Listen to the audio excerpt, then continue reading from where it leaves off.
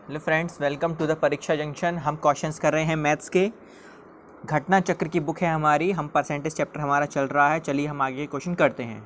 ठीक है, हमारा 146वां क्वेश्चन है, यदि एक आयत की लंबाई में 20% की वृद्धि की जाती है तथा चौड़ाई में 30% की वृद्धि की जाती है तो आयत के क्षेत्रफल में कितने प्रतिशत की वृद्धि होगी, हमें ये बताना है। ठीक है, मैं इस क्वेश्चन को बताने से पहले आपको एक चीज़ समझाना चाहता हूँ कि जैसे हमने पहले कुछ क्वेश्चंस किए हुए हैं, हमने कैसे किए हुए कुछ क्वेश्चंस, उनको मैं बता देता हूँ। जैसे हमने सक्सेसिव मेथड के क्वेश्चन किए हुए हैं। जैसे मान लो कोई भी धनराशि थी, हम मानते थे कि इसी धनराशि में पहले 10% की वृद्धि कर दी, वृद्धि होने के बाद वो जो बन गई उसके बाद उसमें 20% की वृद्धि कर दी, तो टोटल ओवरऑल वृद्धि कितनी हुई है हमको ये बताना पड़ता था कि ओवरऑल वृद्धि कितनी हुई है। तो उसके लिए हम सक्सेसिव फॉर्मूला यूज़ करते थे, कौन सा वाला, x plus y plus x y upon में 100, यानी कि ये पहली वाली वृद्धि, ये दूसरी वाली वृद्धि पुट करते थे तो ओवरऑल वृद्धि निकल के आ जाती थी हमारी। ठीक है, समझ में आया। जैसे मान लो कोई क्वेश्चन रहता था हमारा कि 10 की दूसरे में 20 की, तो 10 इंटू 20 अपॉन में 100, 2 0 से 2 0 कैंसिल, ये कितना हो गया 30 प्लस 2, यानी ओवरऑल कितनी वृद्धि हुई, 32% की वृद्धि हुई ओवरऑल रिजल्ट में।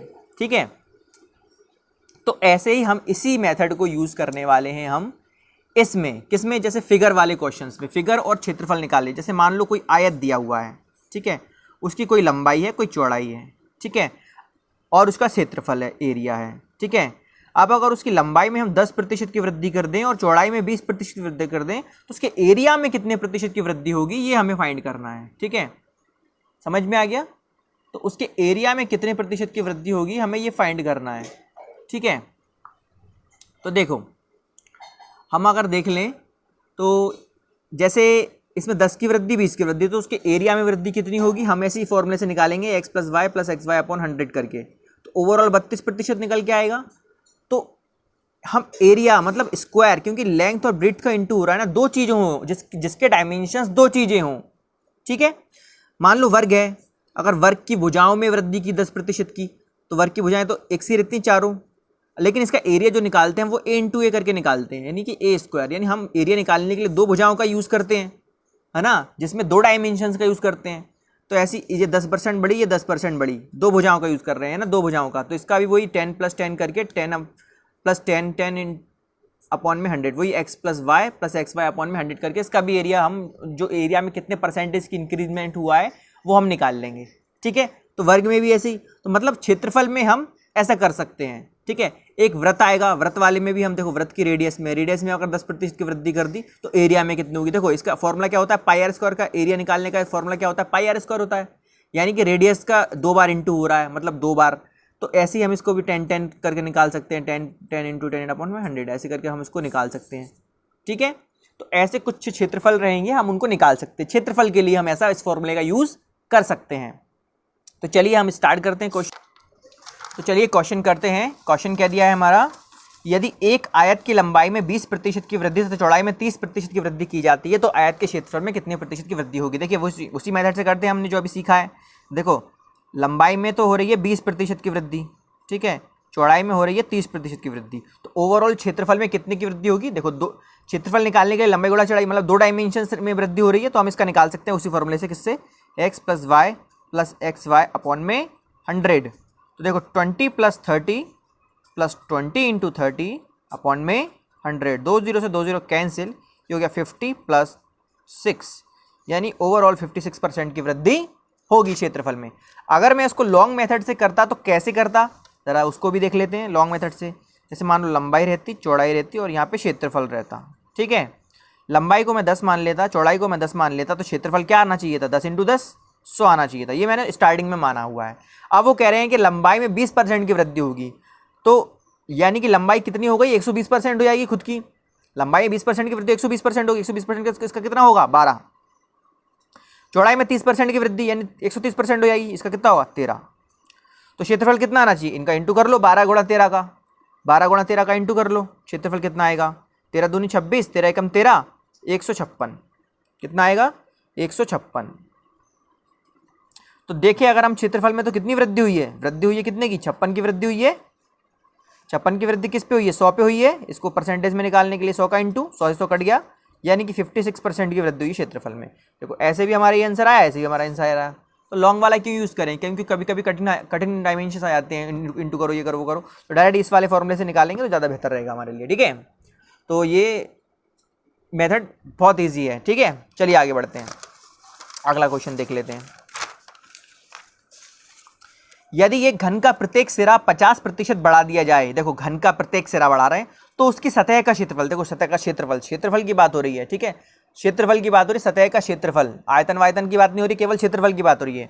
अगर क्षेत्रफल की बात हो तो हम इस मेथड को यूज़ कर सकते हैं। ठीक है, घन का प्रत्येक सिरा 50% बढ़ा दिया जाए तो उसका क्षेत्रफल, देखो क्षेत्रफल के लिए फॉर्मूला तो वो स्क्वायर रहता है, दो चीज़ें रहती हैं, इंटू, दो चीज़ों का इंटू करके निकलता है हमेशा क्षेत्रफल। ठीक है, दो चीज़ों का इंटू करके निकलता है, दो। देखो 50% बढ़ा दिया जाए तो 50% बढ़ेगा घन का प्रत्येक सिरा, एक सिरा 50%, दूसरा भी 50%, बस दो सिरे लेने हैं अपन को केवल, क्योंकि दो का इंटू करने पर क्षेत्रफल आ जाता है। क्षेत्रफल क्या होता है, लंबाई गुणा चौड़ाई। अगर वर्ग है तो वर्ग में भी लंबाई और चौड़ाई समान रहती है, लेकिन रहती तो वही है, दो चीज़ें लेते हैं, a करके, a स्क्वायर हो जाता है।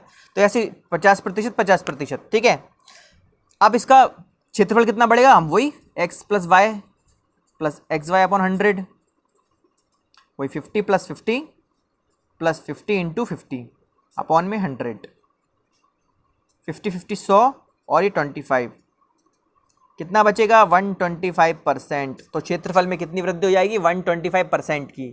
समझ में आ गया ना। ही हमें इसमें देखो घन के क्षेत्रफल के फॉर्मूले को यूज़ करने की जरूरत पड़ी, नहीं तो फिर हमें घन के क्षेत्रफल का फॉर्मूला यूँ लगाना पड़ता, कुछ नहीं पड़ा, बस इतना किया और आंसर आ गया उस। ठीक है, चलिए,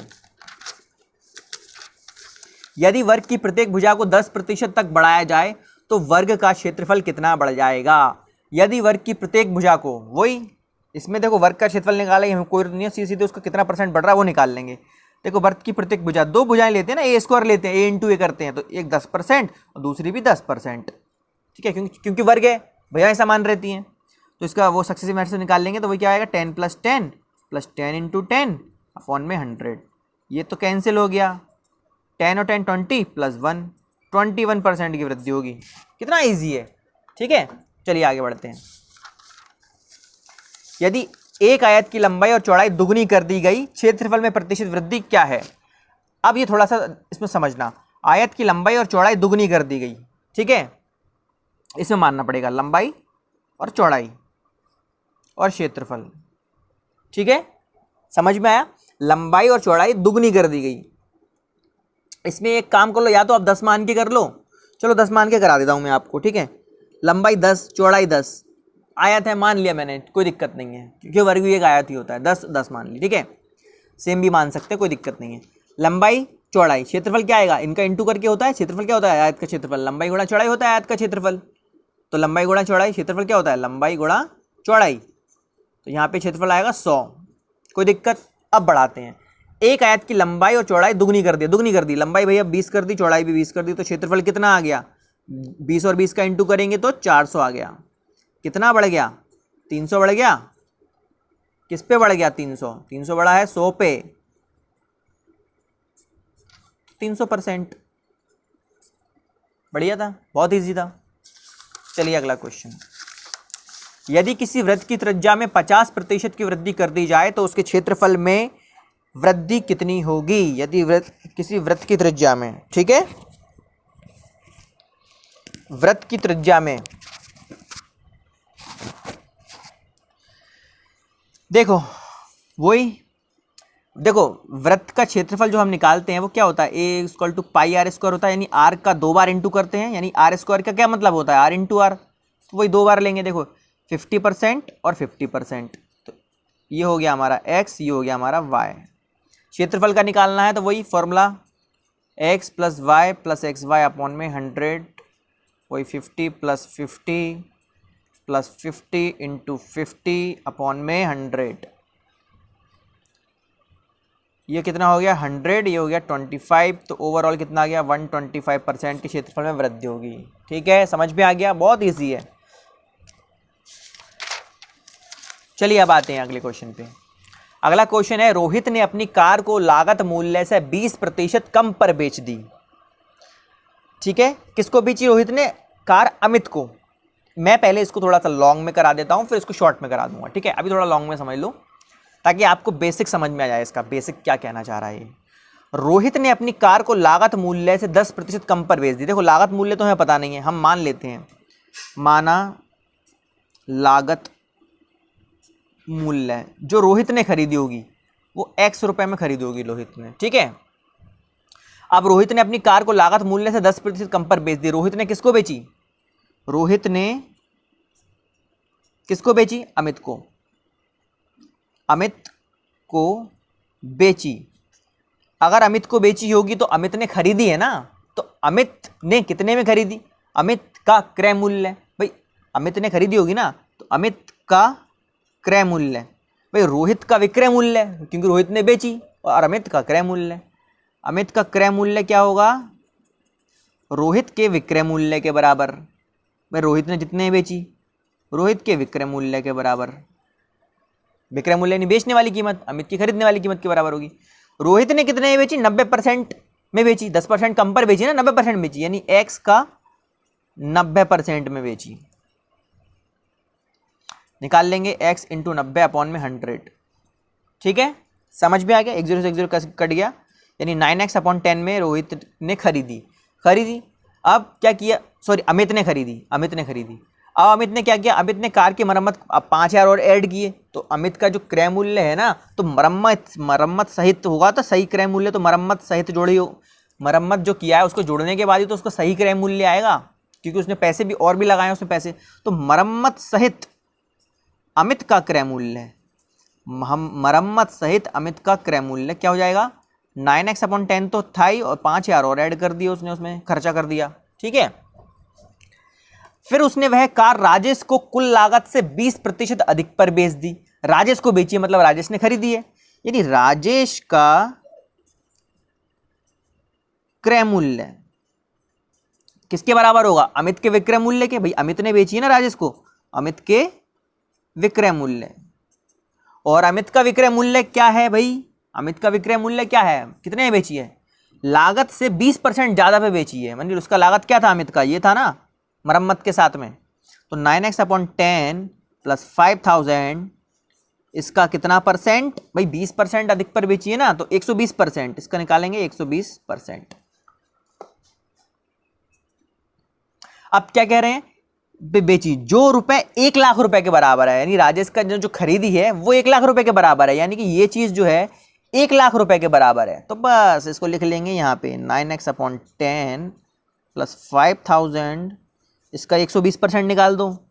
इसका 120% क्या निकलेगा? 9x अपॉन 10 प्लस 5000, इसका 120% निकालेंगे तो इंटू में 120 अपॉन में 100, ये बराबर है 1 लाख रुपए के। कोई समस्या यहाँ तक? क्योंकि उन्होंने दिया है ना 1 लाख रुपए, देखो ये दिया है जो 1 लाख रुपए के बराबर है।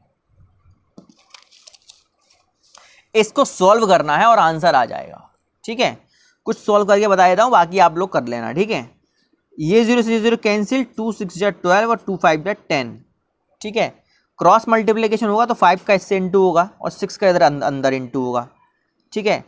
तो 6 9 जा 54x अपॉन में 10 प्लस 6 5 जा 30,000, 5 का इससे इंटू होगा तो ये 5 लाख हो जाएगा।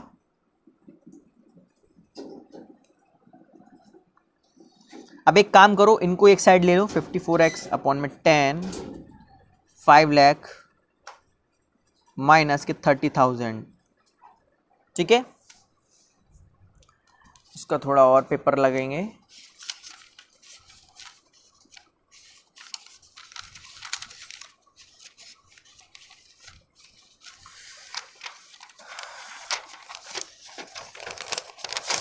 अब देखो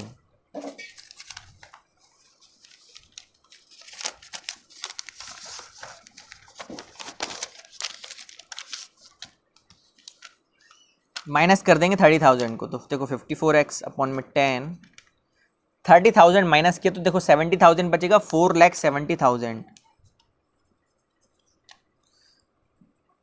अब देखो बाकी सब उधर भेज दो, x को यहीं रहने दो, बाकी सब वहां भेज दो। इंटू में 10 ऊपर 54 नीचे।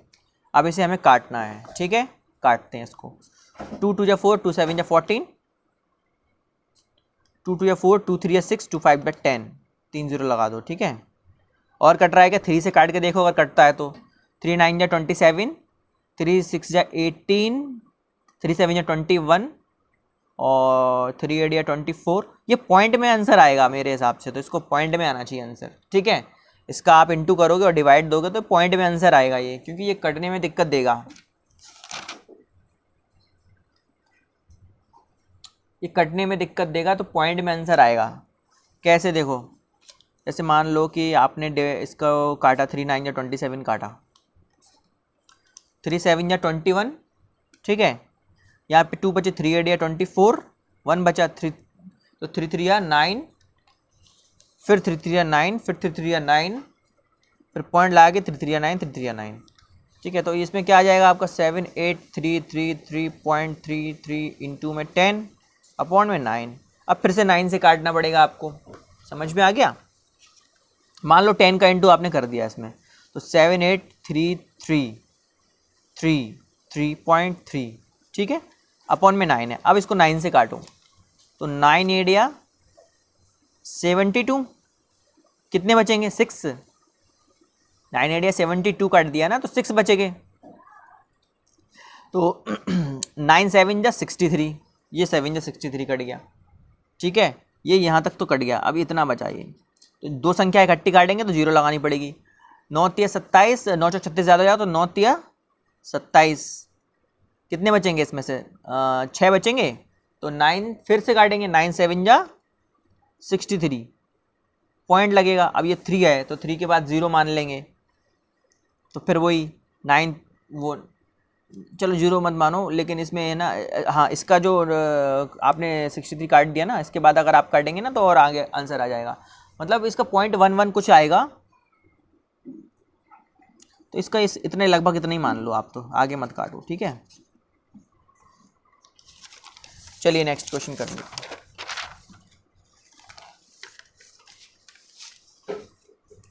एक आदमी ने अपनी पूंजी का 1/3 भाग 7% पर, 1/4 भाग 8% पर और शेष 10% पर निवेश किया।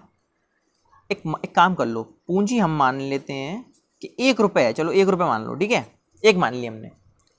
अब वो बोल रहे हैं कि 1/3 भाग, 1/3 यानी 1/3 रुपये 7% पर दिया उसने, ठीक है। तो 1/3 जो है वो 7%, तो 1/3 का 7% प्लस 1/4 8% पे, 1/4 का 8% प्लस शेष कितना रहेगा, देखो शेष कैसे रहेगा, शेष कैसे निकाल लेंगे हम, टोटल तो 1 रुपये है, 1 में से घटा देंगे इन दोनों को, किसको, 1/3 को और 1/4 को।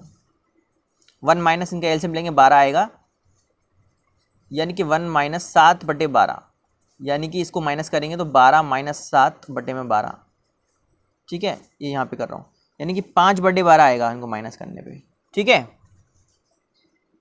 तो प्लस हम ये कर रहे हैं 1/4 काट पे प्लस 5/12 का कितना परसेंट, 10%। ये लाइन है हमारी, पूरी एक लाइन है, इधर तक है, थोड़ा ऐसे हो गया है।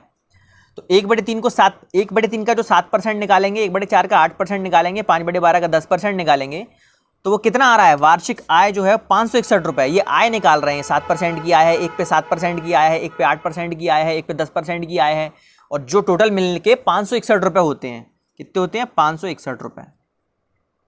सॉल्व कर लो, 1/3 का 7% अपॉन में 100, 1/4 का 8% इंटू में 8 अपॉन में 100 प्लस 5/12 का 10% इंटू में 10 अपॉन 100 इक्वल टू 561 रुपये, ठीक है। अब देखो ये हो जाएगा 7/300, इसे काट दो, ये हो जाएगा 2/100। इसे भी अगर हम काटेंगे तो 2 छिंग 12, 2 पंजे 10, और नहीं कटेगा, तो ऊपर 25 हो गया, नीचे 6 गुणा 600 बराबर में 561। कोई समस्या यहाँ तक। इनका एलसीएम लेंगे तो 600 एलसीएम आएगा, 300 में 600 का डिवाइड 2, 2 का 7 से गुणा 14, 100 का 6 में डिवाइड 6, 6 का 2 से गुणा 12, 6 का 600 का 6 में 1 आएगा, 1 का 25 से 25 इक्वल टू 561। इनको जोड़ लो, 14 और 12 कितने 26, और ये 51 हो गए, 51/600 बराबर में 561। अब हमें देखो एक की वैल्यू निकालनी है, क्योंकि हमने पूंजी 1 रुपये मानी थी ना, तो 1 रुपये किसके बराबर होगा ये हमें निकालना है। भाई ये तो सब 561 के बराबर थे, हमने देख लिया कि ये सब टोटल 561, तो 1 रुपये किसके बराबर होगा हम वो निकाल देंगे। हमने 1 माना है ना, तो वो हमारा 1 और उनका क्या रहेगा। तो देखो 1 बराबर होगा 561 इंटू में 600 बटे में 51। इसे सॉल्व कर लेंगे, 51 है या 51 51 51 काटा, 5 बचा, 5 और 1 फिर से 51, 51 51, तो 1 बराबर हो गया 11 × 600, यानी 1 बराबर हो गया 6600, यानी पूंजी क्या रही उसकी 6600 रुपये रही। समझ में आया? एक हमने माना था तो हमें 1 की वैल्यू निकालनी थी, ठीक है।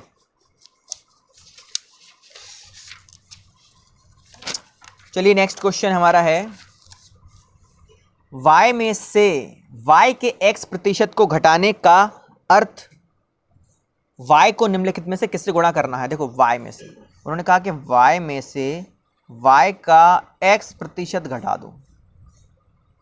सॉल्व कर लो इसको, y माइनस y का x प्रतिशत y इंटू एक्स अपॉन में 100, y कॉमन ले लो तो 1 माइनस एक्स अपॉन में 100। उन्होंने क्या क्या, y को निम्नलिखित में से किससे गुणा करना है। देखो y को हम किससे गुणा कर रहे हैं, 1 माइनस 1 अपॉन एक्स अपॉन 100 से गुणा कर रहे हैं, 1 माइनस एक्स अपॉन 100 से, तो इसका आंसर क्या हो जाएगा 1 माइनस एक्स अपॉन 100। बहुत ईजी था। चलिए नेक्स्ट क्वेश्चन 163 क्वेश्चन है हमारा। 1 से 100 तक की उन संख्याओं, 1 से 100 तक की उन संख्याओं का हमें क्या करना है कि प्रतिशतता बताइए जिनके वर्ग का अंत्य अंक 4 हो। मतलब हमें 1 से लेकर 100 तक की गिनतियां देखनी है उनमें, और ऐसी गिनती देखनी जिनका अगर हम वर्ग निकालें ना तो आखिरी का अंक 4 आता हो। जैसे मान लो 2 है, 2 के आखिरी का अंक, 2 का वर्ग अगर निकालेंगे तो 8 होगा, इसका आखिरी का अंक मतलब कि भाई जैसे अंतिम अंक क्या है 4 है, 2 का वर्ग निकालेंगे सॉरी तो 4 आएगा, तो अंतिम अंक 4 हो गया। 3 का निकालेंगे तो 9 आएगा, तो 9 तो है नहीं है, ठीक है। 4 का निकालेंगे तो 16 आएगा, तो 16 का अंतिम अंक 6 है तो वो भी नहीं होगा। 5 का निकालेंगे तो 25 आएगा, 25 का अंतिम अंक 5 है तो वो भी नहीं होगा। तो ऐसे करके हम निकालेंगे। तो ऐसे कौन कौन से निकलेंगे, 2 है, 8 है, 12 है, ठीक है, 22 है, ठीक है, 28 है, 32 है, 38 है, ऐसे हमें निकालना है। ऐसे हम ऐसे भी निकाल सकते हैं कि देखो हम ऐसे अंकों को चुन सकते हैं जिनका स्क्वायर करने पे लास्ट में 4 आता हो। कौन कौन से ऐसे अंक हैं, देखो हम इसका एक शॉर्ट में ऐसे निकाल सकते हैं। जैसे मान लो 2 का स्क्वायर करते हैं तो 4 आता है, 8 का स्क्वायर करेंगे तो 64, फिर 4 आएगा लास्ट वाला अंक, ठीक है। तो जिसके लास्ट में 2 और 8 हों, जिसके लास्ट में 2 और 8 हों, जिस संख्या के लास्ट में 2 और 8 हों उसका स्क्वायर करने पे लास्ट में 4 आ सकता है। तो 2 और 8 जिन जिन के लास्ट में वो आपको बस वो देखना है। 2 में लास्ट में 2 है, 8 है, 12 में लास्ट में 2 है, 22 में लास्ट में 2 है, 28 में लास्ट में 8 है, 32 में लास्ट में 2 है, 38 में, ऐसे ऐसे करके आपको केवल जिसके लास्ट में 2 और 8 हो वो लिखते जाना है, क्योंकि उनको स्क्वायर करने पे लास्ट में 4 आता है, ठीक है। तो 38 हो गया, फिर 42 हो गया, फिर 48 हो गया, फिर 52 हो गया, फिर 58 हो गया, फिर 62 हो गया, फिर 68 हो गया, फिर 72 हो गया, 78 हो गया। भाई इनकी आखिरी के अंक का स्क्वायर निकालेंगे तो 4 आएगा ना, तो बस क्या दिक्कत है, ठीक है। 82 हो गया, 88 हो गया, 92 हो गया और 98 हो गया। ऐसे कितने अंक हो गए ये टोटल गिनेंगे तो 20 अंक हो गए। भाई कितने अंक हो गए, संख्याएं कितनी हो गई, ये संख्याएं हो गई 20 हो गई। अब टोटल संख्याएं कितनी थी, 1 से 100 तक 100 संख्याएं थी, और ऐसी 20 संख्याएं ऐसी हैं जिनका लास्ट वर्ग निकालने पे लास्ट में 4 आता है। तो ये कितने परसेंट संख्याएं हो गई, तो प्रतिशत निकाल दो, कोई दिक्कत नहीं है। 20/100, 20%, बहुत ईजी था। समझ में आ गया ना। संख्याएं जिनका स्क्वायर करने पर लास्ट में 4 आता हो, और ऐसी संख्याएं कौन सी होंगी जिनके लास्ट में 2 या 8 आता हो, वही होंगी। तो ये आ गई हमारी। यदि किसी आदमी को अपनी पूंजी के 1/4 भाग पर 3%, यदि किसी आदमी को अपनी पूंजी के 1/4 भाग पर 3% ब्याज मिलता है, 2/3 पर 5% और शेष पर 11%, तो उसके समग्र पूंजी पर मिलने वाला प्रतिशत कितना है। समग्र पूरी पूंजी पर कितना ब्याज मिल रहा है, सिंपल सा क्वेश्चन है। ऐसा क्वेश्चन पहले कर चुके हैं। देखो जैसे मान लो कि पूंजी आपने 1 रुपये मान लो, आप तो कोई दिक्कत नहीं है, 1 मान लो, 1/4 भाग पर, देखो 1/4 भाग पर कितना मिल रहा है 3%, तो 1/4 का 3% प्लस 2/3 पर 5 मिल रहा है तो 2/3 का 5% प्लस, और शेष पर, शेष हमने निकाला नहीं है, शेष निकाल लेते हैं पहले यहाँ साइड में। शेष कैसे निकालेंगे, टोटल 1 था, इसमें से माइनस करेंगे इन दोनों को, 1/4 को प्लस 2/3 को, ब्रैकेट जरूर लगा, ये ध्यान रखना, ठीक है। हाँ, इनका एलसीएम लोगे तो कितना आएगा 12, 4 तिया 12 और 3 चौक 8, 8 और 3 11, 1 माइनस के 11/12। इनको सॉल्व कर लेंगे तो 1/12 आएगा। क्या आएगा 1/12, समझ में आ गया। इनको सॉल्व करने पर क्या आएगा 1/12, यानी तीसरा जो है वो क्या है 1/12 है, तो 1/12 का कितना परसेंट, 11% मिलता है इस पर, ठीक है। तो टोटल कितना प्रतिशत मिल रहा है ये हमें निकालना है। इनको पहले सॉल्व कर लेते हैं। 1/4 इंटू में 3/100, 2/3 इंटू में 5/100, 1/12 इंटू में 11/100। ये कटेगा नहीं, 3/400 हो जाएगा, ये भी नहीं कटेगा, 5 दूनी 10/300 हो जाएगा, और ये भी नहीं कटेगा, 11/1200 हो जाएगा। इनका अगर हम एलसीएम लेंगे तो 1200 ही एलसीएम आएगा। 400 का 1200 में डिवाइड 3 आएगा, 3 का 9, 4 आएगा, 4 का 40, ये 11। इनको अगर हम जोड़ दें तो देखो कितना हो रहा है, 40 और 11 कितने हो रहे हैं, 51, 51 और 9 60 हो रहे हैं, 60/1200 काटेंगे, 1/20 आ गया। कितना आ गया, 1/20। अब ये 1/20 आया, मतलब ब्याज 1/20 रुपये आ गया। मान लो हमने स्टार्टिंग में पूंजी 1 रुपये मानी थी, अब 1/20 रुपये पूंजी का कितना परसेंट है वो निकालना है हमें, है ना। समग्र पूंजी पर मिलने वाला प्रतिशत निकालना है, तो भाई प्रतिशत निकाल दो, यानी कि 1/20/1 इंटू में 100, भाई बटे में 20 से 20 नीचे आ जाएगा, तो 1/20 इंटू में 100, 0 0 कट गई, 2 5 10, कितना आ गया भाई, 5% है। ये कितना आ गया, 5% है। समझ में आ गया भाई। देखो उन्होंने क्या कहा, पूंजी हमने 1 रुपये मान ली, 1/4 पे 3% मिलता है, 2/3 पे 5% मिलता है, और शेष जो निकाल लिया था हमने, ये माइनस करके निकाला था, 1/12 पे 11% मिलता है। इनको निकालने पे हमें पता चला कि कितना मिलता है, 1/20 रुपये मिलता है, और 1/20 रुपये हमने तुम्हारी टोटल पूंजी का कितना परसेंट है वो हमने निकाल दिया, 5% है। तो ये क्वेश्चन हो गए हैं, उम्मीद करता हूँ आपको समझ में आए होंगे। अगर नहीं समझ में आएंगे तो प्लीज़ कमेंट ज़रूर कीजिएगा, तो मैं इसको और अच्छे से समझाऊंगा आपको अगली वीडियो में। तो ये वीडियो पसंद आया हो तो इस वीडियो को लाइक कीजिए, शेयर कीजिए, मेरे चैनल को सब्सक्राइब कीजिए, ताकि ऐसी और भी वीडियो मैं आपके लिए लाता रहूँ और आपकी स्टडी बहुत अच्छे से होती रहे।